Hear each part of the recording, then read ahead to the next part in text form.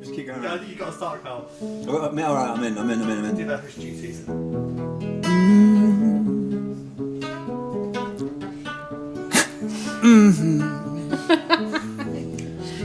Numero 10, like Pearl Jam's first album.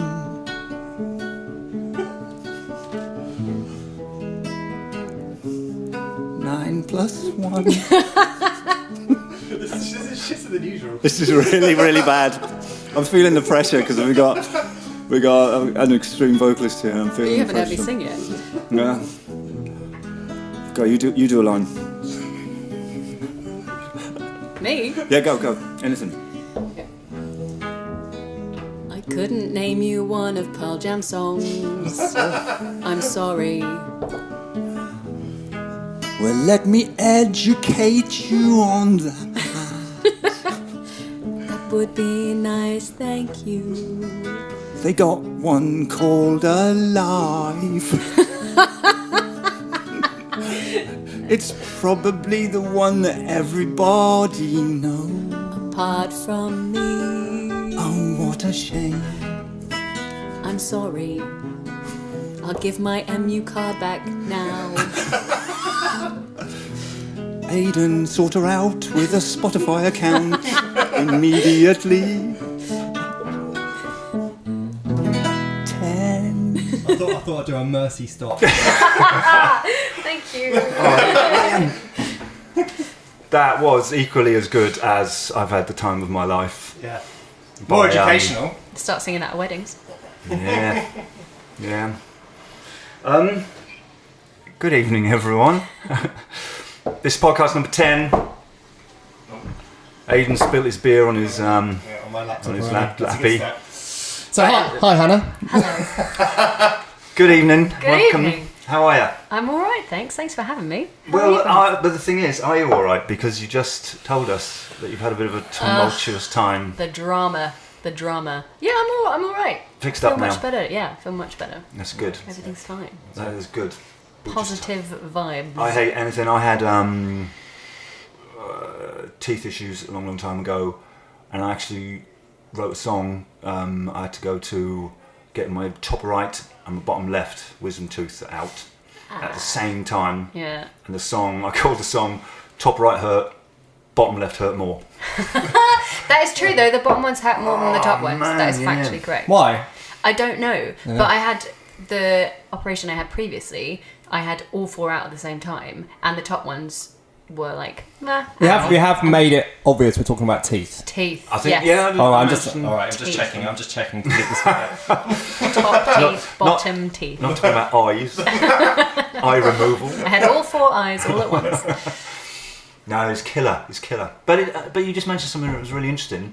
That the nerval thing in your jaw can possibly affect your singing because Yeah. obviously it's all linked. Yeah, so Everyone's they linked, I said suppose. because the roots were originally my first wisdom tooth operation. They couldn't remove the roots of it. They had to cut the top of the teeth off because the roots were too close to the nerves. And if they get the nerve, it means you could have like numb face, numb tongue, and then that would affect Permanently. It doesn't Yeah. grow. The nerves don't grow back. No, that would be I mean, I'm not a doctor, but what he said was, permanent. 1 in 100 apparently. That's the Blimey. chance. And that's too many. For Too chance. many. Too And many chance. that's the information he delivered the second time, just before he took the roots out of that tooth, which were causing me issues. He said, by the way, there's a 1 in 100 chance that this might end your career. I was like, thanks, mate. If you could not. Said with a shaky hand. He was a very nice guy. I like the NHS a lot. Crazy. Yeah, because otherwise it costs a small fortune, doesn't it? Tooth. I keep mentioning I live in Australia, and Australia was killer for tooth. Oh, really? fixing. Yeah, because they've got a different system over there called Medicare, where you go, you pay the full whack, Right. and then you get some money back. Ah. But I didn't have. They told me I needed a root canal, and it was like $1,300. Oh my god. And I was like, I don't have that at the time. No. So I flew back to England with the money I did have. Went to the doctors for 40 quid, and he's like, "You don't need a root canal." Seriously? Yeah. Sweet. So I was like, "Yay!" And I got a trip to England, yay, for less than the price of the root canal. Anyway, moving on. Sorry. So we always ask our guests this. In one or two sentences, can you sum up what you do? Yes. Go on. Can I? Pressure. I am a singer, and I sing with various bands around the UK, and I also am 1/3 of the team of directors for Winchester Jazz Festival. Oh, that's And cool. how many sentences is that? I don't know. That Keep was a lot going, of it's bands. fine, That was keep a lot of bands. It's like going back to school, It early is, years. it's terrifying. And. That's probably it. Yeah, there you go. Well, we know each other from Oh, through that's teaching, true. don't I we? forgot that as well. Yes, we do. We know each other from Put my guitar in there. teaching the youth, Teaching the youth, educating the youth. educating the future adults of this Oh, country. gosh. Yes. So when did you realise you could sing? I don't know. I thought I could sing when I was young, and we always had music in the car, and I'd always harmonise really annoyingly. And Can I ask what that music was? it was Because it's obviously the mum and dad's choice. Mum and Dad's choice. Yeah, which is important, We I had reckon. 3 CDs in the car, Yes. 3 permanent CDs in the Yeah, car. it's like my mum and dad. We had Sheryl Crow. Oh. We had a fantastic album called Rockapella. Where in the World is Carmen Sandiego? So Rockapella. It was a TV show. I used to live in America, and it was a TV show in America. Where in the World is Carmen Sandiego? And they released a soundtrack, and it was predominantly music from Rockapella, but lots of other artists as well. And it is so good. I can't even begin to tell you how good it is. Do you still listen to it? Yeah, all the time. You can't get it. It's not on Spotify. We have the CD still. It's still in my mum's car. Yes. But you can find it on YouTube. They've probably uploaded. Oh no, they definitely have uploaded. So was it music written for it, or was it like a compilation? I think it was. There was a few songs. That's a really good question. I don't know. Definitely some songs were written for it, like the title track. Where in the World is Carmen Sandiego? I don't know if they were all written for it. I'm not on commission. It's just it's just amazing. And Billy Joel. We had songs in Billy the attic. Joel. Oh, brilliant. Who is my favourite of all time. So yeah. Oh, is that right? Yes. That's Absolute cool. favourite. There's a person at my work who is obsessed with Billy Joel. And then there's a guy who takes him off, Emilio. Pace. It's Emilio him? Pace? Yeah. Emilio Pace. I haven't seen him, but I know a What do you saxophonist mean? who plays with him. Takes him off. What do you mean? Like a tribute act, I suppose. Yeah. But He's does meant his to be songs, yeah. amazing. I Yeah, haven't seen him, yeah. but he's meant to be amazing. Well, it just does Billy Joel songs. Yeah, yeah. Like piano Billy Joel. and- But plays with some world-class players as well. Like I think his recent bass player was the guy who's been playing with Queen. So not John Deacon, but another guy. But why does it? But why? Well, it's probably the same reason you guys do Paramore or less. Well, I suppose so. But like, if you're getting, like, I'm presuming you charge a lot of money for the tickets. Oh don't you? yeah. He's, So yeah. right, if I was spending that much money, I'd just go and see Billy Joel. Billy Joel doesn't. You can come and see my band for £3. That's very kind of you, and I'll take you up on that offer. Done. Sold. You heard it here first. 3 quid's a fucking. Not bad. That's less than a Don't want to criticise your business model, but maybe I suggest charging like a little bit more. We just need fans. We just need people. We just need an audience. Billy Joel's music, his music is so good and so beautiful and very narrative driven, and I would very happily listen to anybody sing that music. If they're going to do it well, Yeah. I would very happily pay, because Billy Joel. So he's got. I mean, again, not on commission, not representing Billy Joel in any way, but he performs at Madison Square Gardens once a month, and then occasionally he goes on tour, and that's kind of it. But you can't go see him like up close and personal. He only plays massive stadiums. Yeah, right. he's so huge. So I saw him at Whereas Wembley this- a couple of years ago. Yeah, whereas this guy plays, like art centres and all that sort of stuff, and sort of like But more he's supposed to be accessible. amazing. He is. He's, I hear nothing but good things about him. What's your favourite Billy Joel song? You cannot ask me that I question. have. I've just asked you. Miami 2017. I'm gonna say Summer Highland Falls. Don't know. One of those. I've went to. Sorry. Is it like a mood thing? Yeah. Yeah. Yeah. But any time there isn't a bad Billy Joel song. There are like worse Billy Joel Uptown songs. Girl, Uptown Girl. That's like my least favourite. But I would gladly listen to it and dance to it anytime. But would you listen to the Westlife version, or was it just? No, good Lord. So it's just the Billy Joel magic that makes it so good. It's not Yeah. the content Because, so much. well, I mean, I think his songwriting is exceptional. I think that's why. What's brilliant is that your mum and dad introduced you to him, obviously. Yeah. But you carried on through, and because you've learned from your music and stuff, and you've sort of found him again in your own, because you're like, oh, his songwriting's amazing. When you were 6, you were never thinking his songwriting's amazing. You were just going, just rocking out with your parents. Totally, just knew the words and didn't really know what any of the words meant, and then you listen to it again, and you're like, that song's about the Vietnam War. Now I know that. But yeah, I think he's a genius. What's your favourite Billy Joel song? Uptown Girl. Love See you it. later. Bye. No, do you know what? Oh, come on. I don't know. Uptown Girl was on rotation when I lived in Holland years and years ago with my folks, when they turned me on to all that sort of stuff, and MTV was massive. That's how old I am. It was just sort of coming out, and it was on constant rotation. Uptown Girl, Lover Boy by Billy Ocean. Oh yeah. I want to be your lover, and all that, and also Tina Turner's Thunderdome. Those 3 were on constant rotation, it seems. So I've heard that song. It's ingrained in my head, but he's amazing. I like great pianist. Is it Scenes from an Italian Restaurant? Yeah. That's like 3 songs in one. That's great. That's so good. Because I write bass transcription books, and I've done a Billy Joel one, and that was a fun one. Yeah, that was a fun one. Have you? But the bass player, what's his name? Like Faltermeyer or something. The original bass player committed suicide or something awful. Oh, I mean, I might double check this and then edit this out if I'm completely wrong. But I'm just talking crap. But I think so. I think it's quite tragic. Yeah. Yeah. Sadness. There's been a lot of deaths recently. It's been sad. Me and my friends do a WhatsApp group. All about dead people. No, not just tallying up the dead people. Not intentionally. Did you hear that old Vera at age 97 died? Old Vera. You remember Vera? Chip Shop Vera. Every Thursday buying cod and bloody chips. Carl's no. Celebrities, and we don't mean to do it, but like your news feed pops up and and then you just mention, he so and so passed on sadly, he's died, and it's sad. And we seem to have been doing it a lot recently, and we were like, it's like reading like a blooming celebrity obituaries. Like, it's not good, but yeah, it's always sad when. But we're gonna. And oh god, I'm gonna stop and end on this morbid point. We're gonna watch them all go because of our age, sadly. And it's not good. Maybe not One Direction. One Direction probably will outlive us. Yeah. Madonna Madonna probably will. Yeah.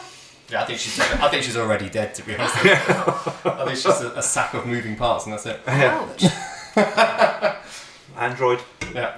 I'm so sorry, I just hit the mic with my team. As long as you didn't get electric shock off No. like I did earlier. If that's the most reassuring thing anybody's ever said to me. Oh, by the way, don't touch a mic. Yeah. I think it was just me shuffling my feet. Well, anyway, moving on. It's funny though, nostalgia in music though, I think is interesting, because I've always loved Dire Straits, and I've always loved the Eagles, because my dad used to listen to them a lot. Is that your parents? I mean, they are obviously great, but I wonder how much that is wrapped out in just nostalgic kind of bring back all those memories as opposed to. I think, but you've still got your own. You've still got your own mind. My mum was ABBA, but Dad was Status Quo. Is it the band as a whole, or is it specific songs? No, every single ABBA song. Amazing. Yeah. What favourite ABBA song? ABBA song. Oh God, you put me on the spot now. See. Mine's Fernando, if that helps in any way. Thanks for the music. Fernando's brilliant. Fernando's great. I love it. I just like the simple lyrics, but and then voulez-vous for the groove, and all that sort of stuff. And there's so many. There's millions. There's some tracks on voulez-vous, which is just crazy. And We did Voulez-Vous live. Do you remember? We did voulez-vous. Yeah, I enjoyed that. Yeah. I couldn't sing it for shit. I managed the bass line, but the bloody hell. I wonder if we could put it in the podcast. I wonder if that violates copyright. Plus, I'll just stick it in. I'll just stick it in. Don't stick it in.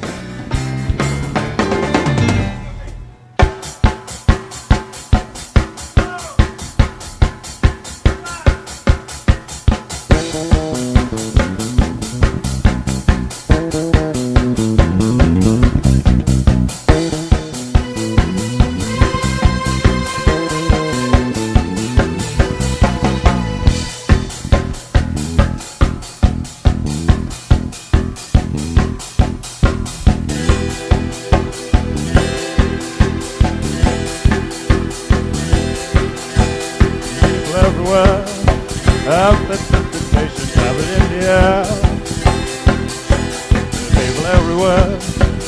Never think a privilege of an editor. And then we go again on the time and the break free. You know what I mean. And everything's on with a baby doll with a baby shade. Dancing like a queen. Voulez-vous? Everything is on. Never dare to pretend. Voulez-vous?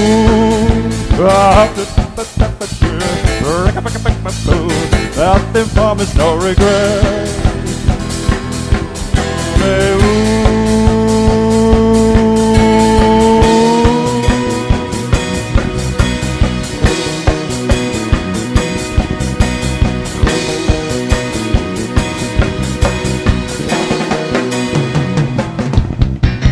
Aidan has this habit of recording me at my weakest moments really? and posting it everywhere. Do you record every gig? Do you like? We have been. We do try. Yeah, Yeah. We did, try. yeah. It's a good way of, well, soul crushing sometimes, but sometimes it's a good way of. I think it's harder for a singer. I think because singers often moan more than drummers do, for example. But it's the atmosphere thing as well, because I think you never really know what's going on at the time. You vibing off the audience, and then if you hear it back and you think that was great because they loved it and they were giving me so much back and all this stuff, and then you hear it back and you're like, I'm never going to sing again. That's fine. Are you your 100%? worst Yeah, critique? I'm miserable, Oh, yeah. absolutely miserable, and I'm Slay yourself. such a hypocrite because the thing that I work on most with students that I teach is confidence and believing in yourself and all of these things, and I so mean it, and that is absolutely the thing that I work on the most. I've But got so many questions about it. But Oh, yeah? Yeah. No. Well, talk to Hannah about what you're thinking of doing, because it's interesting. What do you mean? Trying. What would I mention this every. Yeah. What happens is I mention this every podcast. How I'm trying to come out of the sideman sort of vibe. I'm been a bass player all my life. You know what I mean? But I've been recording, singing, and playing guitar, acoustic guitar and bass and all that sort of stuff, and getting some songs together to go and finally get out and be a bit of a frontman. amazing. Which would What's be stopping you? exactly what you just talked about. The fear, confidence, and I'm also the world's best procrastinator. Sure. And I was talking to Aidan the other night about my biggest thing at the minute is I'm scared that the arrival is going to be a letdown. You know what I mean? Right. For me, I don't really care about anyone else, but I don't want it because it's such a big thing in my head. Do you want to do it with a band, or do you Yeah, want to I've kind of got a band ready to go. Well, Aidan and his brother, who were in my other band. Excellent. But and if they're happy to help me, I'd love it. You know what I mean? I'd be very, very lucky to. You've just but got to do it, though. That's the thing, isn't it? Is that half the battle? You just have to do it. That's the bottom line. That's it. Because we had another guy in here. I don't know podcast we did with Boydie. Boydie, he's a lovely guy, and he was a life coach. Mm-hmm. Still is. Say again. Still is. He still is a life coach. That's good. He isn't. Doesn't But make he any difference, was. That's basically what it came down to. He just said, "Get on with it, man. Yeah. Stop." Because if you procrastinate, you'll regret, right? And then if you do it, even if it's what you deem to be bad or doesn't go the way you do it, then at least you know what the framework is to make it better. At least you have then something to work on. Yeah. So I used to I did English Lit as my degree, Okay. as my master's, and it was the starting was always the hardest bit. And once you have something, even if you sorry, I did not explain that very well. When you're writing an essay, the blank page is the scariest bit. Yes. You write everything out, and even if you go back to it in a couple of days, you're like, that's a load of shit. Yeah. You would then have something that you can start on and think, well, that can go there and that can go there, or I need to start again, or that's not what I meant to say, or anything like that. I feel like it's the same thing. You have to sing something or do something in order to then edit. That's it. That's it. But you're a good singer. I don't know what you're worried about, Carl, because you're a good singer. Nah, I don't know. You see? Is it a singer thing or is it a musician thing? I feel like musicians are generally quite hard on Maybe themselves. because you've been a musician for so long, you just have your standards are too high. I do have high standards, and I do not want to just join the leagues of people just being mediocre. Do you know what I mean? Yeah. I've always, because without boasting, like I'm proud of what you and I do in a band. I think it's a bit higher quality than your sort of standard band that's out there, sort of thing. Without that sounds terribly boastful, but No, but this is the thing, though, isn't it? It's not boastful. What you're saying is you're proud of what you do and you think it's really good. If you're like, I'm the most amazing person and blah blah blah, then but even that, you have to have some confidence behind it. So by saying I think that's a massive problem with so many different things, is people have the fear that if they say anything complimentary about themselves, it is deemed to be boastful. Deemed to be, yeah. And actually, all you've said there is, I'm really good at what I do, and that's fine. That's okay. It has to be okay. Otherwise, why are you doing it? Exactly. All right. I'm such a hypocrite. I can hear myself saying this. No, it's good. Take it around I'm the it's same. so silly. I've got millions of advice for people, and then when it comes down to me, I'm like, preach. What's the preach to the? So preacher? if Carl came into your tuition room, Sure. how would you approach it?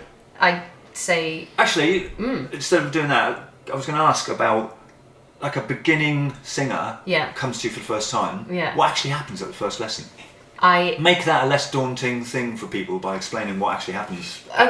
well, yeah. So it's I'm sure there's a lot of people out there who wouldn't mind starting, but it depends. I think who the singing teacher is. So I don't have any like formal singing training. I started singing with a band when I was 17, and then met people through that, and then that's how I was singing. I was singing with youth theatre before, but I never had lessons. So I don't know what a technical perspective would be. But with a first lesson, if I had a student for the first time, I would get them to sing anything at all, anything they really like, anything they really enjoy singing, and we would go from there. And I'd ask them, I'd make sure the things to think about would be, why do you want to sing this song? Why do you want to sing in general? What do you enjoy about singing this song? And if you could do anything, what would it be with this song particularly? Would you want to sing it in front of people? Would you want to sing it more confidently? Are there bits of the song that you want to work on? And I'd get them in that way to drive the lesson. Okay. So then it becomes all about what they want to do with the song. Yeah. And that way I feel like, because I can't imagine, I get scared singing in front of people that I don't know, and I know that I can sing and that I make a living from singing. Yeah. So I feel like it would be the same if somebody, if I went into a room and somebody was like, play a trumpet or whatever, I'd be like, I don't even know where to begin. So I like to think about it in the same way, in terms of how can I make this person feel the most relaxed and the most comfortable, so that they don't feel like, I don't want to scar anybody from singing, because singing it's meant to be fun, right? So if you leave the lesson and think, oh god, I hated that, I never want to do that again, then that's like the worst possible outcome. That's a fail, yeah. Yeah.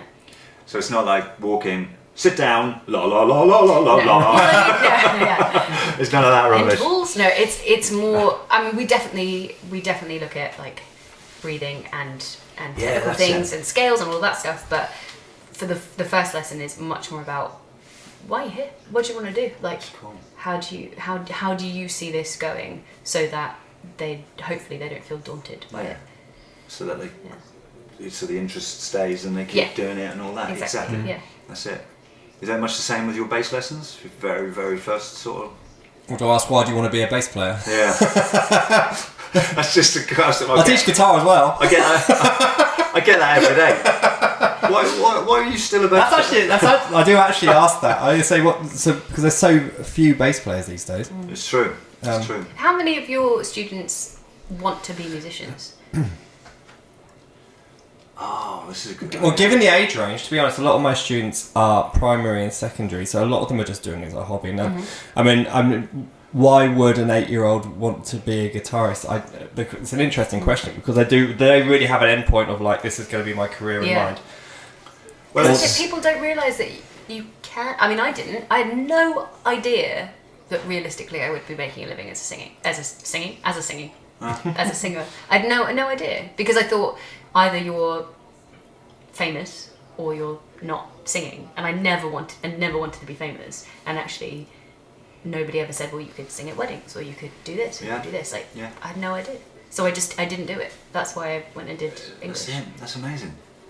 That's what people know. That's part of the whole scenario, isn't it? We need to educate people, you know what I mean? We need to educate the kids that they can actually. There's so many avenues, because they probably see, what's the big TV shows?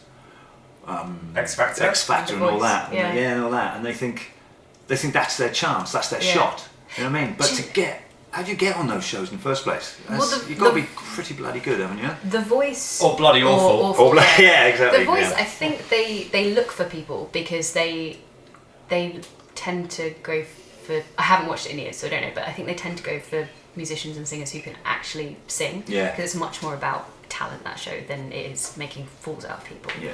But I cannot... The reason why I haven't watched it in such a long time is because I hate it when they say, why are you here? It's like, because I've dreamt about it my whole life. I've always wanted to be a singer. It's like, well, what have you done about it? Yeah. Have you gone out and gigged? Have How you many sung gigs? at pubs for How many no gigs money? have you done this year? Yeah, it's like, well, Yeah. then you can't really... Yeah. Do you really want to do it, or do you just want to be famous? Yeah. But I've got students who, like, they want to be vets and they want to be... They don't have it. They don't want to be musicians or singers or anything. And that's why I try and gear my lessons to more, like, confidence-based cool. things so that they can, hopefully there's some kind of transferable skills. Do you guys get a lot of, because of the ages that you teach, you get a lot of parents sort of doing the old, I used to play guitar, you should learn guitar. Oh, yeah.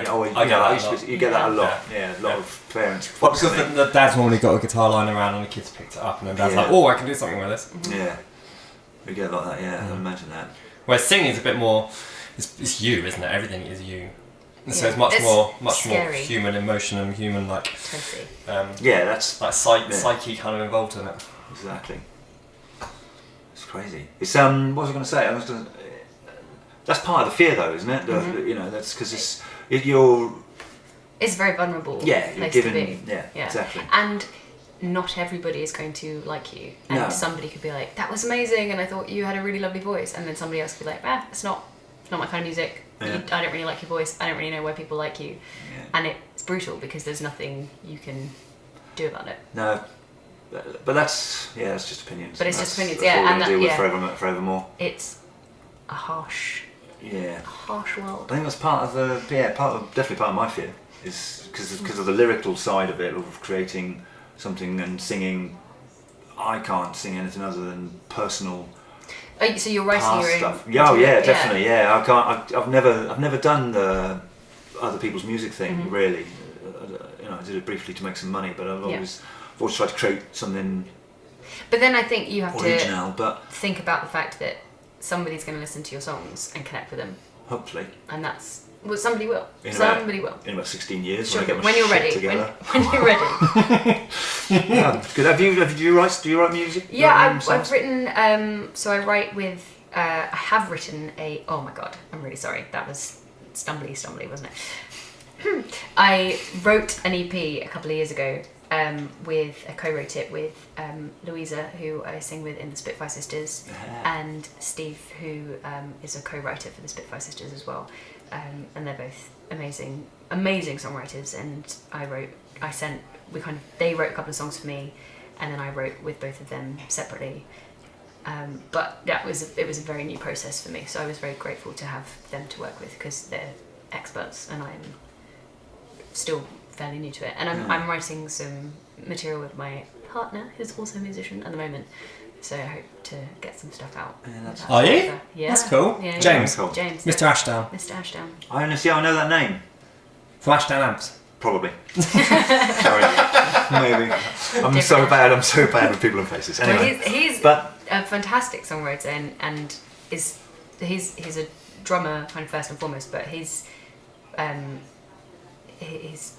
composition is amazing, and he's super musical in a very intimidating way. Like I'm very. And it's annoying as well. It's annoying. it's not, is it? Yeah. He's just shit up. Yeah. Yeah, It's brilliant. very I annoying. love it. But that's a real. I have a real issue about it's all my issue. I in bet that I've got he's, no I bet he's beautifully humble as well, and it just. It's And he's good looking. like, He's alright. He's okay. But I really because I haven't got any formal training, and he has so much training and so much experience that I have such a what's the expression, bone of contention, because I'm really like, I don't know what I'm doing, blah blah blah, and I'm so. I am so you. Yeah. Aidan is your boyfriend. There you go. That is it. I'm I'm not playing. Wait a second. But Does that mean I'm your that's boyfriend, it. That's it. We are together. But in Caroline's, I'm playing bass. and he's like a way better bass player than me. that's not true. But in your mind, it's amazing what you know. It's amazing. And I'm like, shit. And he's throwing these chords at me, and like, I'm trying to watch his hands. Yeah. And I'm like, I don't even know what that means. Yeah, don't When he's watching my hand, he watches my hands, Yeah. and he's like, he knows I'm in a C sharp, dippy da da da, and it's like, God, why didn't I learn all this stuff? That's the thing, I always think that.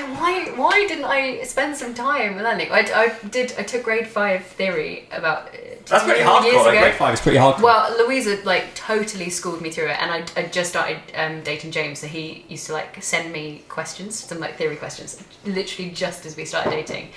Like, oh, should we hang out tonight? Yeah, great. How romantic, that's really- And then, yeah, like, what is the interval between whatever? And I'd be like, oh my god, if I get this wrong, he's going to break up with me. That's a real question. But I did it because Super I wanted pressure. to prove a point, and I don't know Yeah. why. I don't know why I like waste so much energy being like, but what if people think? Do I'm you shit? use it now?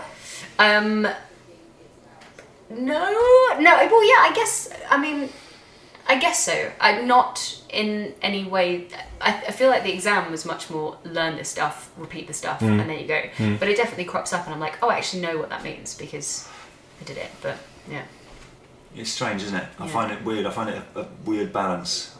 I used to think years and years ago that I think it's probably why I didn't go down this route. That I think I had someone tell me that if you're technically minded and all this, and you've learnt all these rules, you stick to the rules. And I was like rebellious punk rocker, Yeah. and I just didn't want anything to do with I don't rules. need You know what I mean? no rules. Yeah. And it was just like I was a kid. But nowadays I'm looking on YouTube and doing bass lessons on YouTube, just because, and I'm like, oh, I actually know this stuff. I just don't know what it's called. Yes, exactly, right. exactly what you just explained. Yeah, Yeah, yeah. So it's cool, but it's mad. But if it's what am I trying to say here? From the heart. When technical ability, does that come from the heart? Hold on. Aiden's like, Hold on, no. you mean like theoretical ability or technical? Theoretical ability, yeah. I think you're right. I think the benefits of theory is being able to play something and create something and then being able to explain to someone else accurately what you're doing. Yes. That's poetic. There you go. No way you said that. Let's go on my website. That's good. Use it. Put on. Use that immediately. But this is That's the it. thing, I don't know you, we've just met this evening, I'm sure you are exceptionally talented, but Aiden, I know, I'm so impressed by the material that you produce for the students. It's like, you just do it. You just do Yeah. it. It's just there. It's like, voila, here you go, this is what we're doing. I'm like, how have you heard it? And then be like, no. I just sheltered adolescence, that's what it is. Loads of evenings spent tabbing songs that I really wanted to learn. I was transcribing stuff. I was transcribing guitar stuff before I could play the guitar. So I've been a transcriptionist before I've been a musician. Really, How? kind of. How? I used to buy the books. I used to have Finale, which was like an alternative to Sibelius. I don't know where I got it from. I used to buy the books, and then I used to transcribe what I saw in like guitar tab books into Finale. Have it written out like I was into Oasis and Blur and Britpop stuff, and then I used to listen to the bass line and approximate it by moving the pitches up and down. And That's amazing. well, I could play piano, so I knew enough about rhythm and intervals and stuff. But then that's how I taught myself. It's the best way I think to learn sight reading is to transcribe stuff. So you played piano, piano, bass, guitar, I played trombone. I got up to grade 8 trombone. Seriously? Yeah, I started with piano, and then I got to grade 8 trombone when I was 18. I got like a grade 8. I got distinction in grade 8, and then I literally just like done it, put it down. I literally lost Level up. And I interest. played it once since, Yeah. and that's half my life ago. Yeah. That's amazing. And then that's the same time I started playing bass guitar, which I guess is kind of the same because they're both bass clef and they both Bass play the clef, same yeah. kind of supportive role. Yeah. So you would say you are first and foremost I did my degree in bass, in bass, okay. Yeah. Yeah. so I guess, and then I make most of my money musically through bass. I would have, as a performer, Yeah. I would have just probably bass. That's probably what I have. I think it's just I don't know, we're probably getting off subject a bit here, talking about bass again. But it's like it's just because there's not many out there. Do you reckon? When my students do turn up and say play bass, I say you've made a really wise choice here Yeah. because Yeah. there's not enough bass players in the world. Yeah, exactly. However average you turn out after lessons with me, you'll still be in a band. Yeah. Do you have a double bass? No, I don't play double bass. I never play double bass because I have a lot of Wanna- issues: tennis elbow, carpal tunnel, that kind of stuff. I'm slightly Right. worried about learning it just in case it kind of exaggerates all that. Yeah, yeah. Do you want to buy mine? I like your bass. Yeah, it sits there in the corner. I don't play it very often. It looks great though, right? Yeah, well, mine's one of those electric ones, so it's the same without the big fat body. That's still cool. So it's very cool. Still cool. It's a nice bit of kit, but it doesn't get played as much as it should. In fact, the new Caroline songs are going to get some upright bass on it, I think. So that's cool. But singing. So Hannah, right? I'm not going to ask you to reveal your age because you're a lady. And, I don't mind. but if you only started singing at 17, you've fit a lot in. Yeah. You've been pretty. Your trajectory has been quite steep. I've been very lucky, I think, with the people that I've met and the people that I've been able to work with. I'm 29, so Yeah. is that okay? Oh, fine. Okay. 29, I'm all right. But you just told us you're director of a jazz festival. I mean, if you told me that, I'd think you'd be like in your 50s or 60s. I'm 63. Well, I guess the jazz festival came about because I live in Winchester, and me and Anna and Louisa, who make up the Spitfire Sisters, realised that there was a lack of music opportunity in terms of venues and music that was being offered by the venues that we did have that were music orientated. There was a real lack of jazz specifically, and so I came to the others and said, I think we should do a jazz festival, and they looked at me like, well, are you mental? but we're totally so up for it, and it has been such an amazing experience because we're all super passionate about getting musicians into venues and performing and getting audiences to see musicians and experience music that they might not get from Winchester, and bringing artists down from London and various other places. So our fourth festival is in September. Is it really hard work? It's really hard work. Because musicians are difficult people to deal with, aren't Sure, yeah. Well, I mean, we as musicians ourselves, we shouldn't really say that because we're equally as difficult. But it's more the liaising and the having to be in several places at once and getting the funding. The funding is hard work, and we tried really hard to say we're never going to ask people to negotiate on fee. That if we ask a band to perform and we can't afford them, then we'll just have to say. We don't want to be like, I'm really sorry, could you do it for 50 quid? Because it's not fair. Because if somebody said that to us, we'd be... And 500 exposure tokens. Yeah, right. Oh my gosh, tell me about it. So we're trying very hard to be as fair to artists and venues and make sure it's a real medium process across everybody. But yeah, it's hard work. But we're 3.5 years in, and yeah, it's so much fun. It's such a fun weekend, but it is exhausting. Sorry, how broad is the jazz? Is it trad? Does it go? We're trying to make it as broad as possible. But basically, I don't think we don't kind of book with any kind of rules in mind. It's who do we think would be great, who would fit in. We should send her a CD. Well, yeah, we should. Do please, yeah, you should. You absolutely should. Yeah, that would be amazing. But it's that was my sideline. Yeah, just pass me one across the table. But yeah, it's a lot of fun, and it's a real team effort. Like if the three of us didn't like each other as much as we did, I think it would be a lot harder work. But because we all get on and we all understand each other, we've been working together for such a long time, we've known each other for much longer than we've been working together, it makes it a really fun experience. That's great. Yeah. So Spitfire Sisters then. Yes. Can you, in a nutshell? So we're a 3-part vocal harmony trio. We started off as a kind of Andrew Sisters style band, and now we sing our own material and perform with a band. We're 11 or 12 piece at our biggest form. Wow, that's awesome. Which is awesome. Well, you've got the horn section, the works. Yeah. Well, the awesome. three of us play saxophone, and then we have 2, sometimes 3 trumpets, clarinet, and a trombone. So trombone, you can come along with us. It'd be a great day. Trombone, there you go. You know, my trombone's been in the garage for like years. I haven't opened it because I'm just scared to what I'll reveal. It'll be seized. It'll be like a load of moths will come out. Yeah, so you sent me some recordings, which I haven't received. Yeah. Were the Spitfires on the recordings? Can we? Yes. Yeah, all right. Absolutely. Should we put some in? Do you want to introduce it? Yes. Well, I don't know which one would it. Which one? I don't know. Is there a song? Is there a song that sums you guys up? There is the title track to our first originals album, which was written by Louisa, and it's called Put Your Phone Away. Oh, I was just going to ask about this. All right. I can find this online, yeah? Yes. Okay, Cool. cool. Okay, let's have a listen. It's tragedy that with technology's best, you're consumed by connections and data obsessed. Triumphantly trolling that stream of trash, like pictures of friends who've been out on the lash. Your tweets are depleted, your Facebook's been read. Why don't you try something real instead? Your emails and messages all can wait. We're supposed to be on a date. Put your phone away.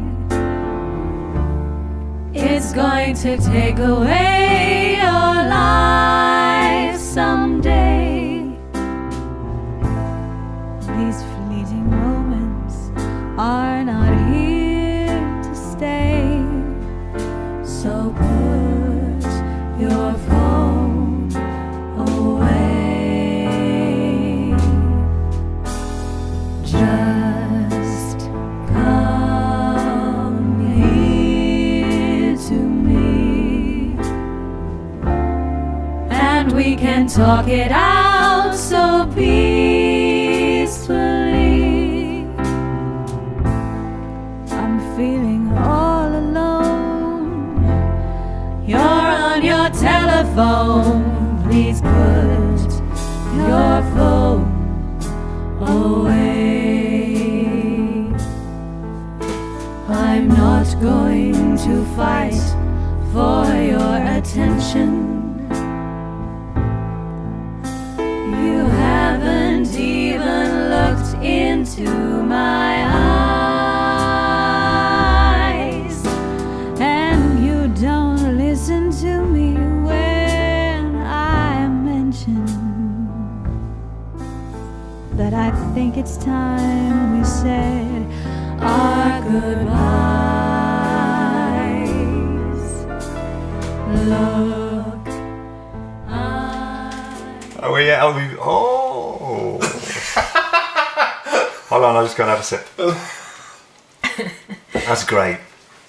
Obviously, that's you at the start by That was yourself. me at the start, And and- You were like cringing a little bit when you heard this. Only It's unbelievable. because- It sounds so good. It's unbelievable. Only because I'm my own worst critic, and That's that's it. all.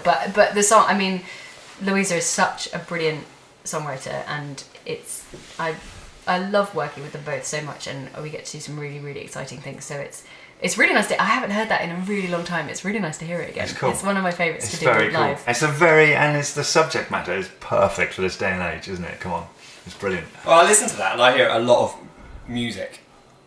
Do you know what I mean? There's really interesting harmonies, and there's a lot of like extended chords, and there's thought about them, like the harmony and all that kind of stuff. I Harmony's think that's incredible. the biggest compliment that we could wish for. I think when we started out, and we were very much one of many 3-part vocal harmony groups, and there were so many of us all doing very similar things. The vintage thing was really in, and we go to Goodwood and perform there, and lots of 3-part vocal harmony groups were there, and they're all lovely. It's a wonderful community and a very supportive community, and it doesn't feel like anybody's doing the same thing because everybody's doing very different things. It doesn't feel particularly competitive, but we were just very aware that when we started, we wanted to focus on the music part of it, and kind of include some like the costumes and the theatrics of stage shows, but really make sure that we weren't forgetting about the music. That was going to be the most important thing. So that's a huge compliment. Thank you very much. So is it 50s or is it 60s or 40s. 40s? Yeah, so 40s. Andrew Sisters were 40s. Okay, and who are the Andrew Sisters? So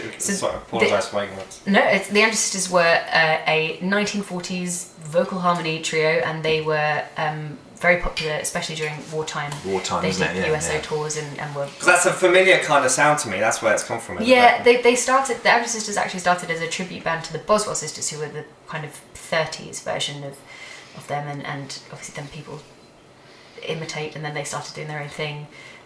So it's kind of, it's an ongoing tradition. I think we see ourselves as continuing the tradition of doing those harmonies, but then taking it into a more modern realm. And That's exactly what I was just about to say. Have you got more the old songs? Are they sort of got modern themes? in yeah, them? so I think Louisa, her writing style is very much kind of Good humour. modern, humour Good humour. and witty takes on kind of modern things, but in that vintage style. And she writes mostly with our pianist Steve. So they kind of write those commentaries, social commentaries, I guess. Yeah, brilliant.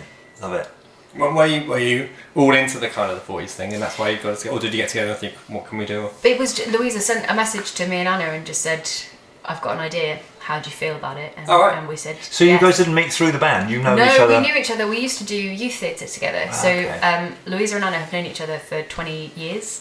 And then Louisa left the youth theatre, Anna was still in there, and I joined, and I was there kind of the same time as Louisa's brother, who is in our band. He plays bass, and a few other of our band members are kind of from the youth theatre era. So we've all known each other for a really long time, and it's really lovely. It's so nice to kind of be working together, still be talking.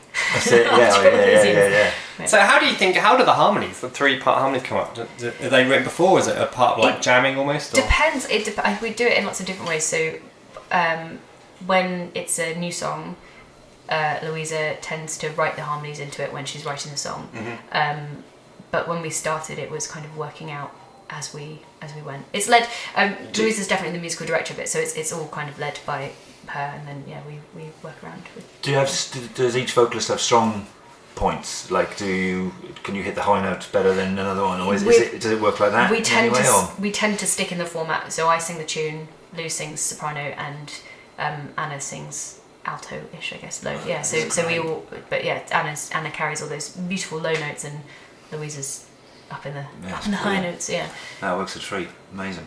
And you were on tour. You were on tour recently, weren't you? Yeah, we were on tour in December. We had a mad December, which was great fun. I always wanted to say I'm going on tour. So it's really nice. But yeah, we had a killer year last year. It was amazing. We went on the Orient Express. I was watching that on YouTube actually. It's great. That was a lot of fun. And then we had this amazing tour, and we've been very, very lucky. And I think we consider ourselves very lucky. But 7.5 years we've been going, just over almost 7.5 years. That's so good. we feel all the same band members. Yeah. That's So cool. the 3 of us, and then mostly the same band members, few additions, and there's we have a depth singer called Annie who's amazing, who kind of deps in, who's also great. That's so amazing. so it tends to be the core, and then That's hard work. 12 people. Yeah.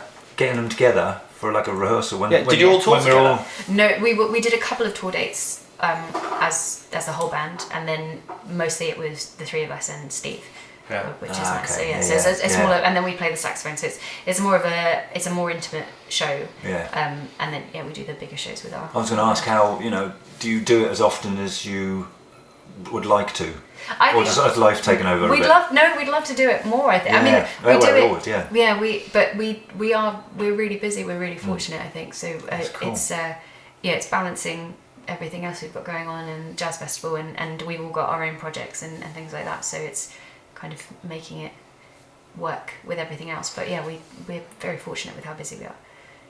That's cool. Can you tell me, last thing, I saw a picture of you guys on YouTube because I was doing a little bit of research, and I didn't get a chance to watch the video because I was at work. But you guys were on stage with your phones. Yes. And is that part? That's obviously part of that's for the put your phone away. Yeah, So, exactly. And we each year you're just sort of looking and ignoring. we sing the whole song looking at our phones and which adds on to the humour. Yeah, which is great. I love that. Yeah, that's good. It does mean we get distracted. We have to. We know our material very, very well, but we have to know that song really well to not get distracted. Because James is in the audience texting you. Yeah, no, but it happens. Like I always text people. I'm like, I'm on stage right now. They're like, I don't care. Okay. I'm like, oh man. That's an Instagram lives. Yeah. I'll never forget. Actually, we were with Toupe was in Brighton, I think, and we were playing, and we were halfway through, and we used to have these breaks in the songs, and the drummer Jay, his phone went off in the break, and Jay would bring the song back in, but instead of bringing the song back in, he just answered his phone, and it was his mate John asking if he wanted to go to the zoo on Saturday. He was on the stage. We were cracked up. The answer is always yes. Yes, yeah, it was Always yes. yes. I do want to go I'll to the never zoo. forget that. That was hilarious. Halfway point, halfway point, halfway. Halfway point, It's the point that is halfway. halfway point. Grandfather clock. So you're in the Spitfire Sisters, and you mentioned another band as well, didn't you? Yes, so I sing. I'm a vocalist with a band called Down for the Count, which is a band kind of London based, and they have various formats. So they have a swing orchestra who are amazing. It's a real privilege to sing with them. They're amazing musicians, and we do like Pizza Express Jazz Club and Hideaway and things like that, which was always again another dream that I feel very fortunate to be able to do. So they that- have a is Motown that- band as well. Is that, you like Motown as well? Oh, Cool, yes, yeah. Awesome. I was just going to say, would you sing in a rock band? Is they asked you? I would love to. I've got yeah. no experience in rock at all, but I would absolutely. Yeah, I was just singing. Yeah. Yeah. Is that what part of a singer is really essentially like you, because you don't just like jazz, you like all forms of music, don't you? Yeah, You'd like to- it's a kind of. I feel like I do. I mean, I'm shameless in that I'll do anything for 50 quid. So any kind of music, don't mind. Don't. I mean, no, don't. Yeah. Please pay me properly. But like I'm definitely about the experience of it as well and trying new things. So if somebody was like, "Come sing my rock band," I'd be Yeah. like 100% yes. I'm there. Yeah, but I have no experience in it, so I'm not selling myself as that. But I would, 100% would. Yeah. That's ace. That's part of the. I keep talking about this stuff, but I want to take us on a bit of a technical talk later on. What were you going to mention? You're talking about your other band. Sorry, again. Can we play any? Yeah, can we play them as well? Oh yeah. What else have you sure, sent me that hasn't arrived yet? So I sent you some solo stuff, some singing, songwriting, music. Can we put some of that on? Yeah, absolutely. Yeah. Okay, hold on. Is it on the internet? Yes. Okay, we can play it. Do you want to introduce it? Yes. This is a song called "Wild" that I wrote with Steve Christie.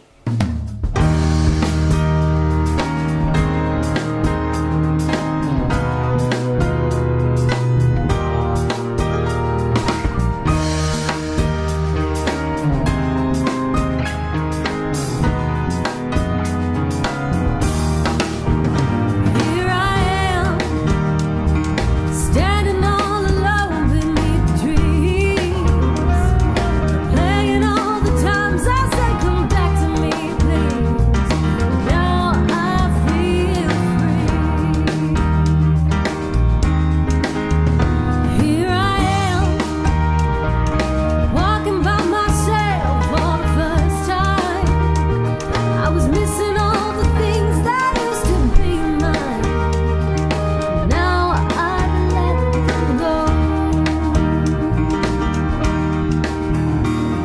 The wind, it keeps howling. I found my way outside, and it's where I belong.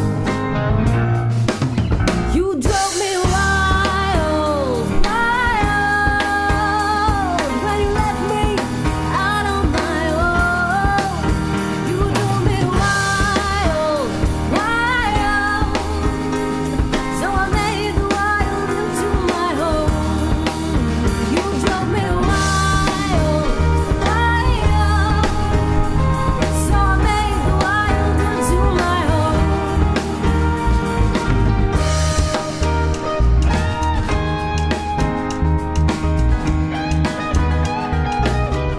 See, that's getting rockier already. Let's do it. Yeah, rocky vibes. That's Yeah. rocky vibes. That's I'm like so fortunate that I work with people who can read minds, because I sang it into a voice memo. I had the chords and the words, and it was the first song that I'd ever written that I had the whole thing, but I knew I wasn't playing it how I wanted to play it because I just didn't have the ability. So I sent it to Steve, and he was like, "Yeah, I think you should go with this." And I was like, yes, that's good. And then I said to my friend Joe, who plays the drums, who's an amazing drum player.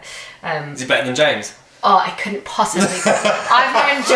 I hope James is listening to This is this. very tricky. man. I've known James is obviously amazing. I've known Joe since he was 13, and like he's a dreamy drummer as well. So I'm spoilt for spiked choice. Turner. Yeah, Hysterics spoilt for Turner. choice.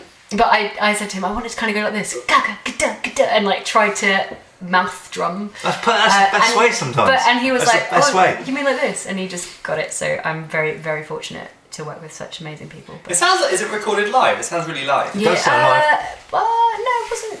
It wasn't recorded live. It wasn't recorded in many takes. No, it wasn't recorded live though. It sounds like quite organic. Right? Thanks That's- very much. that's good. Thanks.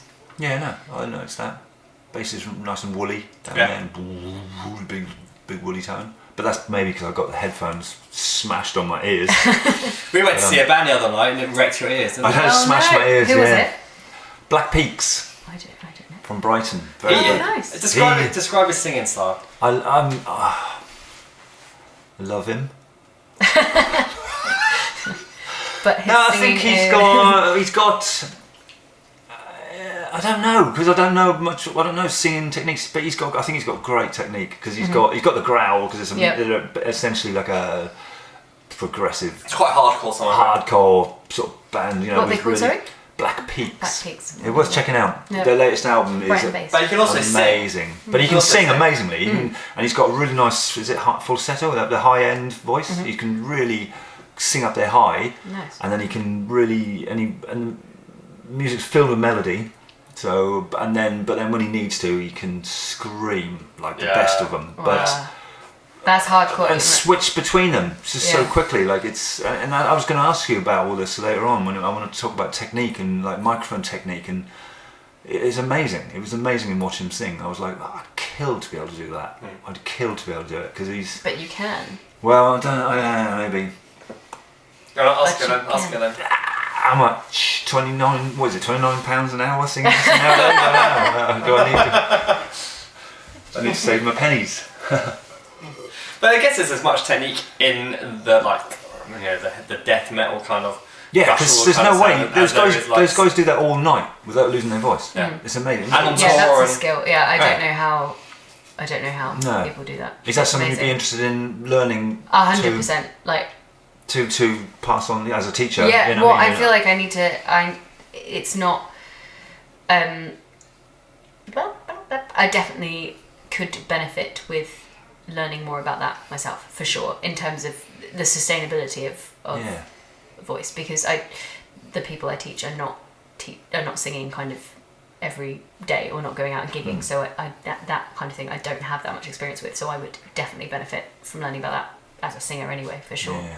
Sustaining and looking after. But when you go on tour, I mean, you must have.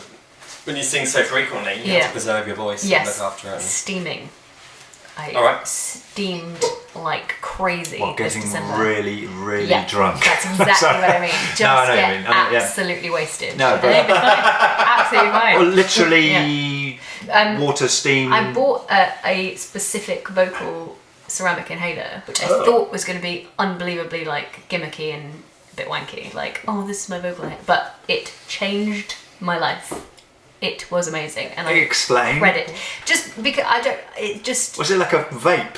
yeah, I guess so. I Is don't, it? I'm not familiar with the vaping situation, but it's like you just. It's more direct than kind of because I used to just do it with a bowl and a tea yeah. towel, but it's more direct, and I would absolutely credit the fact my voice stayed. Wow. did you go on vocal rest? No, I didn't. The I three didn't- of you in vocal rest just in I silence all day. I don't want to talk anymore. It's the last November, so 2017. I lost my voice completely, and it was I was terrified From because- singing, or? Well, I think so because I wasn't particularly. I didn't have a cold or anything. It must have been just overuse, and I was terrified because we were about to go into our busiest season, and we were recording a Christmas album at the time, and it was. I had to be sent home from the recording session, and I was so upset, like absolutely mortified. And obviously, you can't do anything about it. You just have to go home and not do anything and rest. But luckily it came back. So this year I made much more of a concerted effort to look after Do you myself. think there's a mental side, like stress is involved in that? 100%. Like if yeah. your brain's if your brain knows there's a busy period Yeah. coming up, it's more like Absolutely. I think connected with anything health-wise, I think stress is such a huge component. So so stress if and you're anxiety. if you're like I've got this massive season, I can't possibly get ill, you're going to get run down quicker because you're but you're using so much energy worrying about things that you're just going to get run down. I mean, it's not scientific in any way the way that I've just explained that, but yeah, I definitely believe that. No, for sure. it's also Sod's law. Yeah, It's always the the way, way. Yeah, Sod's the way. absolutely. So let me ask you about alcohol. Yes. It has an effect Well, on yeah. the voice, obviously. I mean, again, I wouldn't be able to comment from a technical 'Cause point of no, view, yeah, but exactly. I think so. It feels quite drying sometimes. I think, but then at the same time, I have absolutely thought I've lost my voice. I'm going to have a whiskey, and that has brought it back temporarily. Because for sure. I remember a singer, a blues guy in Brisbane that I used to work with. He used to have a whiskey before he sang. Yeah. And he used because it would bring the drawl, it would bring what Right. he thought. But I'm not sure if that was partially in the mind again. I don't know, maybe, know. but it's I absolutely, if I'm like I can't sing, I've lost my voice, or it feels like it's going, I will have a whiskey before I sing. And I'm not sure how sensible that is, but I don't tend to drink in general at the moment. I'm on like a very boring health diet No, kick that's thing good. for That's good. It's not boring immune at all. system purposes. So I'm not drinking at all at the moment, and And all the better for it. well, yeah, but is it the alcohol? I miss it. I miss it so much. I can't talk about it anymore. Somebody offered to buy us a pint at that gig that we did after we didn't do that. We were there. The art Teachers, house. yeah, and they were like, "Come and buy a pint," and that was only about a month into the diet, and I was like. I can't have one. I want one so bad, please. Can I smell the pipe? I'll just sniff it.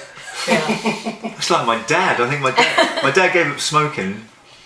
I think he must have coughed up a lung one night because he was, he'd been smoking all his life, and then all of a sudden he wasn't, and we were like, "Whoa, what's going on there?" That's amazing. But he used to smell his mate's backy tin. Yeah. I do And that he's with, I don't eat sugar anymore, and I do that with, again, luckily I know Anna and Louisa so well, because if they eat anything remotely delicious, I'm like, before you eat that, can I just sniff it? Like, okay. Now they offer before I've even asked, would you like to sniff it? Yes, please. Thanks. Very creepy. Amazing. Sugar's the devil. Yeah. Let's not go there. But No, it really it's is the devil. Yeah. I did a stint a while ago.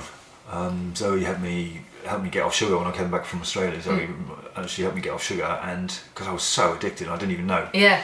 And honestly, I was a different person for a while. I was alive. I was more awake. I was getting up more sprightly. Did you feel awful at the beginning? Yeah, I felt like I was coming off the bad sauce. Yeah, it was like It's amazing, isn't it? Like, yeah, it's incredible. oh, it's so shocking. This diet that this doctor put me on was no sugar whatsoever, so not even like fruit or anything like that. And I really thought if I was ever going to murder anybody, it would be in that week, that first week. Yeah. Of like, It's mad. It's mad. Yeah. And but I do feel better for it. Yeah, so, it is good. Yeah, worth it. It's true. It's true. Sorry to be that person. So what's this I hear about you starting up a rival podcast? No. Do you need to borrow some equipment? Yeah, that would be lovely. But you guys leave, and Spitfire Sisters are doing a podcast. So we recorded our first episode live at Winchester Cocktail Week. Did you know Winchester had a cocktail week? I did, because I did all the signage Of for course, it. yeah, there you go. Actually, Yeah, we did. Yeah. We did all the banners and all that stuff from my work. Yeah, so Amazing. yeah, Innington and Winchester like that. We're pretty on. They are. Have you met? So you know Gary and Marcus? Well, no, I don't know them because obviously I don't deal with the customers, but obviously Right. the bosses. The way you would. said that, I don't deal with No, customers. I don't. I just manufacture the goods. They are amazing. They run such an amazing festival. But yeah, so they very kindly let us record our first episode as part of Winchester Cocktail Week. so it's live in front of an audience? In front of an audience, Wow. yeah. That was the most scared I've ever been. Like work-wise. That's our next step, Aidan. You should do it, it's great. So so basically just you three having a chat, was it? Yeah. We did sing a few songs, but yeah, it was us. We kind of knew the format we wanted to take the evening, and yeah, did some chat. When's the next one? I want to come. I don't know. Somebody suggested actually we did like all of them live, which we hadn't really thought about before. Oh, okay. So I don't know if we will, but we will definitely do another live one. Which So you're of thinking course just we should. live for the first one as an introduction? And That was our original Yeah. thought, yeah. And but now we're not sure. Have to have a meeting. Well, that's cool. You could have like a, I don't know if you're, well, the people who come to see you play in Yeah. the band, Yeah. surely they'd like to hear you talk. Well, Maybe you could do like a little intermission, do like 5, Yeah. 6 songs, And just do- podcast, 5, There you 6 go. songs. Yeah, so you could go. Yeah, we could say you're invited to go to the bar, or you can hang around And and listen to us. chat for a bit. Yeah, Should I we like do that. Yeah, I'll run it past. yeah, get in. It was fun. But that was yeah. 5% to me. Yeah, wasn't it? That's absolutely. right. Yeah, For the yeah, idea. yeah, No, yeah. no, I'm just joking. Podcasts are famously money making, so Yeah, exactly. Yeah. 5%. Oh no, it's all good. It's all good. So what have we got planned for the future? What's coming up? Oh bloody hell. The Are future. you playing the Railway Inn soon?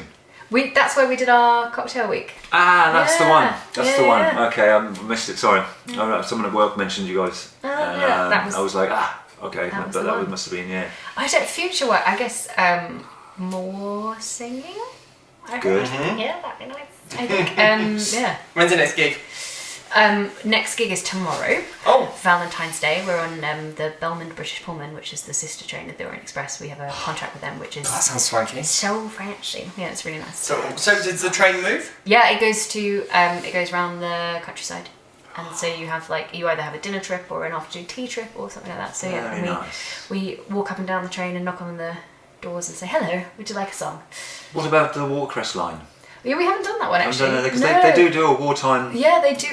We have been told about it a few times Yeah, actually, but get yeah, in no, touch. we haven't done it. But yeah, we'd love to for sure. I'll give you some names. Look at this guy on the connections. No, So, no, Where did the Orient Express take you? And that was moving, was it? we flew out to Venice. We spent the night in Venice, yeah. and then we got Check it. on the train, and we went back to London on the train. Oh wow. Yeah. On the train? Yeah, so you go all through an amazing route all through Europe, and then you get to Calais, and then you get the crossing, and then you get on the Belmond British Pullman at Folkestone. Wow. And how long does that last? We were on it for I don't know, last 24 hours, just over 24 hours. Oh, I think. right. It's pretty quick, yeah. But you go through an amazing route, so you have dinner. Geography is not my strong point, but one of the dinners, or one of the meals that you are you go through Austria and then Switzerland or then somewhere else. So it probably not those because they're probably not next to each other anyway, and geography is terrible. But you go through 3 countries, and I told my dad about it. I was like, we did this and we went through here, and he was like, oh. That's not the way I would have driven. And I was like, it's not really the point, Dad. But yeah, okay. I think they wanted to show us the Alps. Dad, so yeah. trains are dictated by these It's track like, things. That's definitely not the quickest way. It's like, no, I know. But again, we're not trying to get from A to B. We're trying to, enjoy. So yeah, that was an amazing experience. And it's like the poshest train you've ever been on. I mean, it's ridiculous. Yeah, it's ridiculous. And you have this cabin, and then, I mean, bearing in mind that we were there to sing, we were so unbelievably lucky that we got to experience everything. So we stayed in a passenger cabin, and the cabins are joined by 2 doors. So Lou and Anna were in one, and me and Steve were in the other. And you go for dinner, and by the time you get back from dinner, they've turned it into bunk beds. Oh, and it's like what? What's It's magic. It's so good. It's so like the cool. Hogwarts Express. It is. It really, but it magic. feels like that. It was Awesome. amazing. That's yeah. amazing. So yeah, very, very lucky. So yeah, I did future work. I just more singing. Got some really exciting Spitfire dates in diary, and What's the ratio of importance between your singing and your teaching? that's Tricky a good question. Yeah, I mean, I know obviously the teaching probably brings in the finances. well, Yeah. to be honest, I mean, I'm in a very fortunate position where the singing is actually my main income at the moment, Oh, which that's cool. I Very feel cool. very, very lucky Yeah. about. I really enjoy the teaching, and I've cut down a little bit in the last few months. Yeah. Partly because of health and partly because of gigs and trying to make sure that I'm not working 7 days a week. But the teaching that I do really enjoy. So I can't. It's tricky. I mean, I think the gigs will always come first. Oh, they'll always Always come first. But I don't go into teaching thinking, oh, I've got to teach today. No. I do enjoy it. But it's the gig. Does it? I'm going to ask you both this question. Does it ever get like that? Yeah. Is it ever? Because obviously we all have days at work where you're like, oh God, I got to do this again. You know what I mean? And so even though you It wouldn't be work unless it felt like Yeah. that. no, it's work, isn't it? But it's still something you love, and you're not packing Xboxes onto a pallet in a factory. You know what I mean? Yeah. Which no disregard to people who do that, but still be playing bass for a living, playing guitar for a living. That's great. Or singing for a living. That's awesome. That is great. That's very nice. I build signs. That's cool too, though. Do you love it? I do. Yeah, I there really, you go. really do. Exactly. Then I really do. I get to use my mind. Yeah. It's amazing, and my hands, and tools. I love it. It's the early mornings that gets me because Yeah. as a musician you gig at night Yeah, I can imagine. Yeah. and school starts at 8:30 in the morning. Brutal. Yeah. That's. I really wish they'd sort that out. That's not how that. Yeah, I worked out I see 150 students a week if you count them all up. Do you? So but every time they see me, they only see me once a week. Yeah. Yes. So you still got to be on form and And make you still, it special for them. and you still Yeah. do gigs those weeks, and you still. I remember having a day job, and driving to like Bath of an evening, getting back at 2 a.m, getting up at 6 to get to Yeah. work for 7. It's killer. But You're did you like getting find- 4 hours sleep, and you become a zombie after a while, and you're no good to no one. Did you But- find that when I first started singing, I was not when I first started, but I moved to London to do my masters, and I had a job in a coffee roastery, which I absolutely loved, and then I was gigging at the same time. You can make coffee. I can make coffee. I Do you know what? didn't know I that. don't want to brag, but I make an insane cup of coffee. Just to I have brag. of all the things that I like have done or have do. I have to. Oh Have God, to. Hannah, Catherine. It's really late. Of all the things that I have ever done, I can stand up and brag and not be ashamed about how well I make a cup of All coffee. right, talk me through a latte. Interesting. See, the specialism of the coffee place that I used to work at was it was a See you, Carl. It's like, I'm out. I don't care. I drink decaf. Yeah.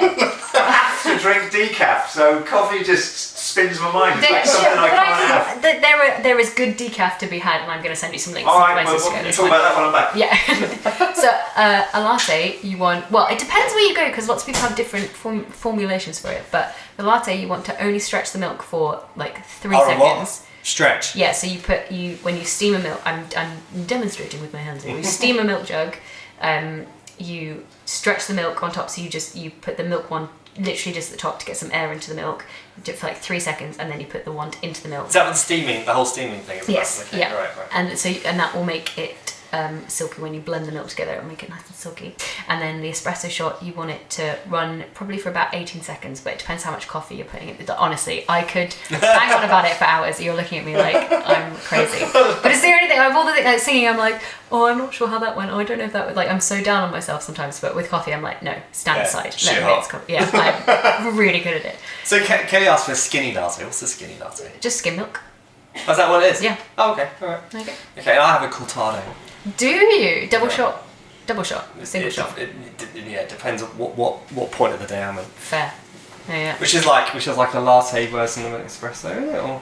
A cortado is again depends where you go. Yeah. But a cortado is normally double shot and then milk to the top Okay. of like an espresso cup. So it's quite a Okay. short drink. Yeah.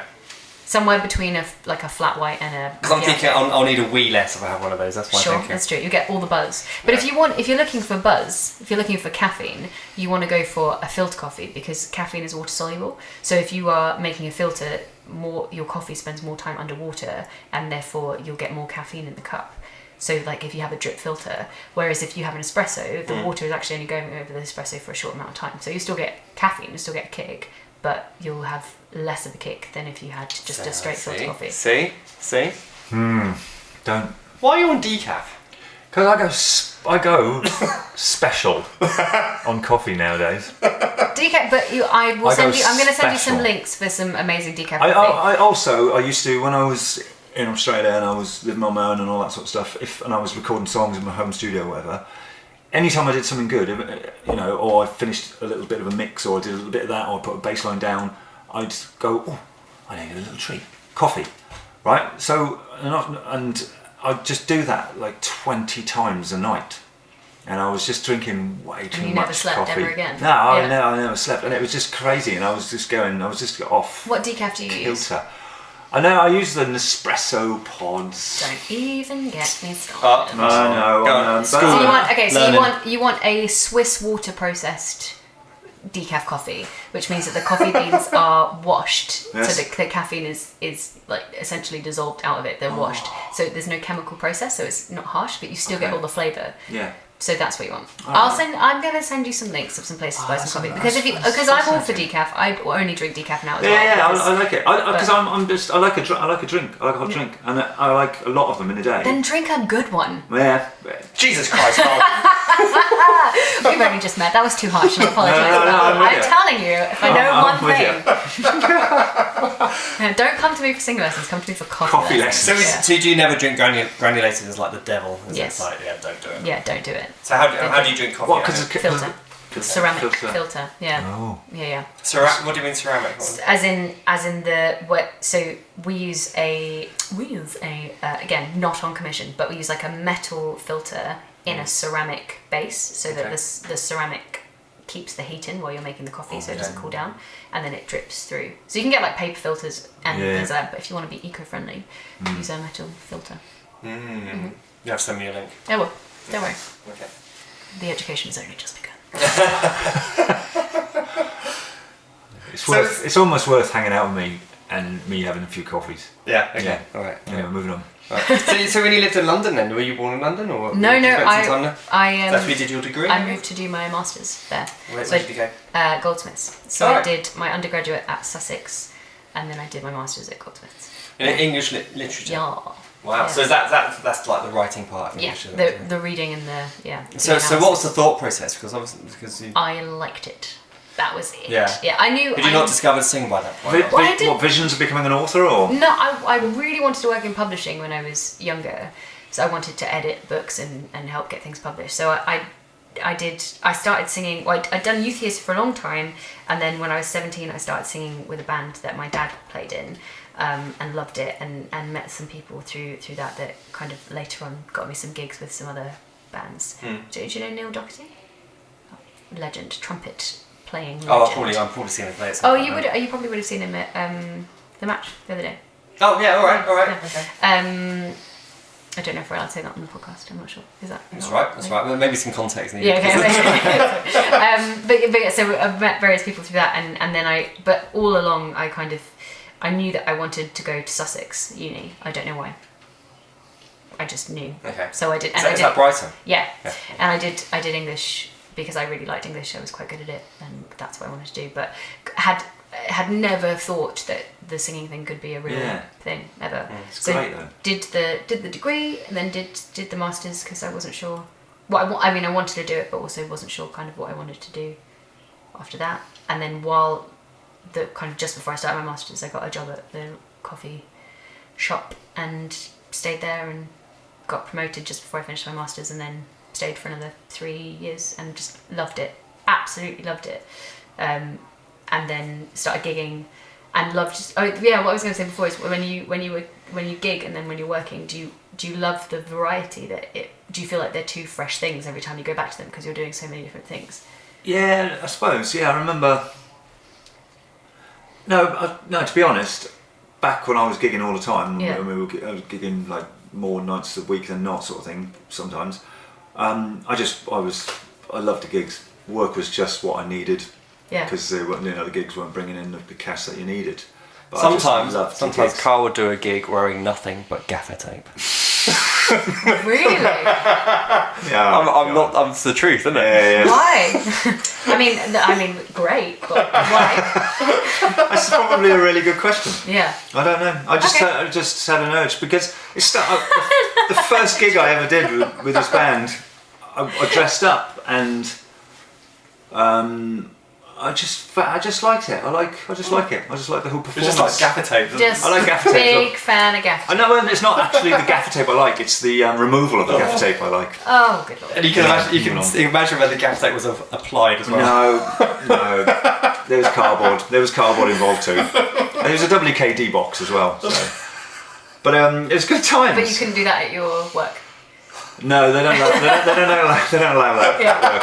And we've got shit tons of gaffer tape at work. That's You know what I such a mean? It's shame. such a shame. It's killing me. It's killing me. No, but no, yeah, it was. I loved the gigs. I loved it. I loved it, and I just loved playing. I hated waiting to play. I hated the getting home afterwards. Yeah. I just loved that 45 hour of playing. I just loved. It's 45 hours. 45 to an hour. Yeah, 45 hour gigs. We used to do them. Well, Caroline's probably bloody did. we used to turn up to a venue and just make stuff up for 4 hours. Yeah. Literally. Soul Cellar. It was great. We only had that one album out, didn't we? So We had like we had like 10 songs. And we had to play for 4 hours. Oh my god. So it was good times. We used to love it. We used to love it. In fact, to tell a quick story, we used to play, and me and Robbie's a drummer, and we used to jam, and we'd all do our little solos, whatever, and I'd let Aidan solo, and he'd solo, and he'd do the things that we'd sort of kind of heard him do before, and then he'd move in, and then he'd sort of try and wind it up, and me and Robbie just shake our heads at each other, and we just carry on. And then we put him, and then he plays some stuff that he's not so familiar with, and all this sort of stuff. And he's like, right, I'm really done now, boys. And we both shake our heads, and then he gets the shit that I loved. It was not. That sounds nasty, but it was like your uncomfortable zone. Yeah. And that's when your noises came out and when the craziness came out. Yeah. And I loved that. I used to. I ran out of notes. I know, but it was like, but it was your mind The trying to. uncomfortable zone. but in a good way, you know, like where you had to really tweak his melon to get some new different stuff coming out. It was really, really good times. I used to love those gigs. I used to love them. Feel a bit mean now mentioning that, but sorry, mate. That's all. I've had my revenge. yeah. By How recording. long have you guys known each other? I've known you pretty much as long as I've played bass. Is that right? I think so. I've known, and I'm 37 now, and I've been playing bass since I was about 17, 18. So I reckon it's 20 years. Wow. It's mad, isn't it? Not far off there. He was mad because he said we probably mentioned this on a previous side, but he said I met you at a gig. No, I met your dad, Yeah. and then did you come and see me play with? No, I came around your house. You came around my house. Yeah. That's it. It was mad, and he just brought me around some stuff. Brought me around He brought me around an EST. You were going through some tough times. Yeah, and he brought me around an Esbjorn Svensson CD, and it tainted my mind. Honestly, it stained my mind, and it's still like my favourite band to this day. And it was mad, and and that's it. It's just We saw them about 4 or 5 times after that, didn't we? Yeah, just amazing. And I don't know if I'd have found them without him, because I was in such a Chili's, Primus, that sort of bass heavy sort of that world. Yeah. That I don't think I would have found that sort of the jazz sort of side now that I adore nowadays. You know what I mean? Most of the bands, you know. Changing lives. Yeah, like Neil Cowley Trio and all. It's all Asian, you know, and Go Go Penguin. Do you know these bands? I know Go Go Penguin. Go Go Penguin, all these guys, you know, it's just Aidan's turned me on to all. I showed you some 4 Hero, didn't I? Oh, you did? They were amazing. Yeah. Well, actually, that's what I thought. You sang that. We watched a little video of you before you arrived. Creepy. It was on YouTube. It's on YouTube. You posted it. You're in a bar, keyboard player, singing. Obviously. It was like a 07 song. And it was 07, not for yeah. Hero. Sorry, I'm getting confused. Oh yeah. Yeah. But that sort of vibe, you know, That vibe, that real. But that's what I said to you when you played them in the car that time. I was like, this sounds like 07. Yeah, for sure. 07. Sorry, for Hero 07 numbers word. Oh yeah, 07. Vibes. But brilliant. Can I ask a few technical questions? Absolutely, we'll try so Are these hard going to be to boring? No, I'm going to try and be. I'm going to try and. But please bear in mind that I'm not the most technical person, but yeah. You say technical, I'm like, oh my god. So I've got this Ford Fiesta, right? I bought a toaster and it's got 4 slots. Do I put all 4 bits of bread in? No, I just want like microphones. Yes. They're scared the crap out of me. Yes. All right. Me too. But people go on and on about mic technique. Sure. Is there some for beginners who are just starting to sing? Yeah. You know, what's the go? When you sing loud, move the microphone away. It's that simple. Yeah. It is that Well, simple. I mean, I'm certainly not an expert in microphones by any stretch of the imagination, but the exam syllabus that I teach has some mic technique questions in it, and how they start off for anybody beginning to use a microphone is literally that simple. When you're singing loud, you move the microphone away. When you're singing quieter, you move the microphone closer. Okay. Don't block any of the microphone with your hand. It's Unless you're in a screamo band. Sure. Again, no experience in that department whatsoever. Maybe hard to believe. But yeah, it's from. I'm not an expert, but in terms of beginners, that is literally the syllabus that I teach. That simple. That's cool. What have you got specific? No. I'm thinking because we're using microphones now, Yeah. obviously, and they're condenser microphones, and they're good. So it kind of doesn't matter. We're probably 6 inches away every time. But when you're on stage with one of the SM58s, whatever, the Shure microphones, the standard, you know what I mean? They're like, you almost got your lips on them. Yeah. You know what I mean? Well, I get told off about that a lot because because there's been 100 other people's lips on that particular microphone. I never think about that at all until afterwards, and I'm like, oh, it's too late to think about that. Buy your own microphone. Yeah, but 100%, yeah. Rule number one. But I think I always get told off because I sing super close to the microphone, and that blocks some of the frequency. I think I'm not sure of technical terms, but I've been told that you don't get a full sound because you're interrupting something. Maybe I'm not sure. Maybe cut that bit out. That doesn't make any sense. But I've been told that before. But also, I think exceptional. I can think of a specific example. An exceptional singer that I know doesn't move the microphone ever because all of the control is in her voice. So she has it exactly the same place the whole time. So she's in total control of her voice. That's cool. Which I think is probably technique plus. But yeah. Okay. Okay. I've also got a blender. Sure. That really and truly, I am completely the wrong person to. I probably just embarrass myself with so much of that answer. But, but literally, that's beginners mic technique is genuinely that simple. In terms of teaching people who have never held a microphone before, but obviously you know a lot more about microphones than that. Well, no, only these particular ones because I use them for recording, but I don't do much vocal recording in a live environment. You know what I mean? Like we use condenser mics and we put a pop shield in front and try and keep people, I don't know, 6 to 8 inches in front, don't you, technically? You know? But stage mics are very different. Intentionally crap, aren't they? Because you don't want them to pick everything up. No, exactly. They're directional. So you want this. So, but that's I ask these questions for the nation, but they're for me. they're for me, Please really. Don't have me answering anything on behalf of the nation. I'm sorry I've let you all down. It's just for me. So we're approaching an hour and a half. Good Lord. No way. So we thank you very much for coming in. Thank you for having me. Where can we find you online? All over the place. hannahcastleman.co.uk. Spitfire Sisters are spitfiresisters.com. Who else have I mentioned? downforthecount.co.uk, I think. And if someone wants singing lessons through your website? Through my website, yes, please. Okay, yeah, cool. But don't come to me for microphone technique, clearly. So as is tradition, we have an outro song. Lovely. Carl usually brings a book with him with some incredible lyrics. Do you know what? But where's your book? There's a Harry Potter book right there. We've exhausted that book. No. But I have another one, but I just haven't got it on me. Oh, so what are we going to do? We're going to... what are we going to do? We're going to look... Do you want to use the Harry Potter book? No, we could do. There could be some good... No. Oh, okay. What have we got in mind?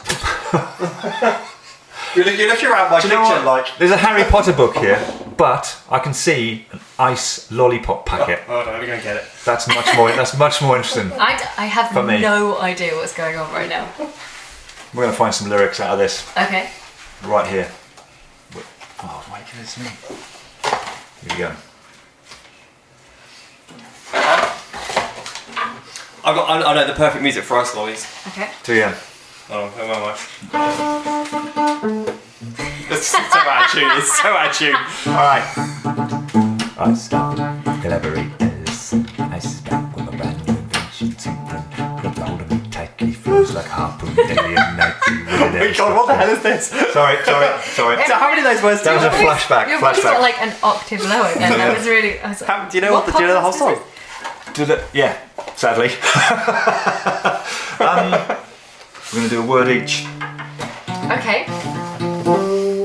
Are you ready? What come on. Yeah. All right, stop. Give me a start then. What do we fancy? Go on, give him a start. I don't know the pressure. I'm going to stick with like vanilla ice. Great. No, are you really? All right, come. Your first word. How are we doing this? However you want to. This is how we roll. Okay. Assorted Pineapple strawberry, and blackcurrant, flavor.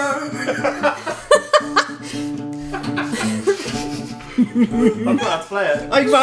I went back from the microphone. Miles then.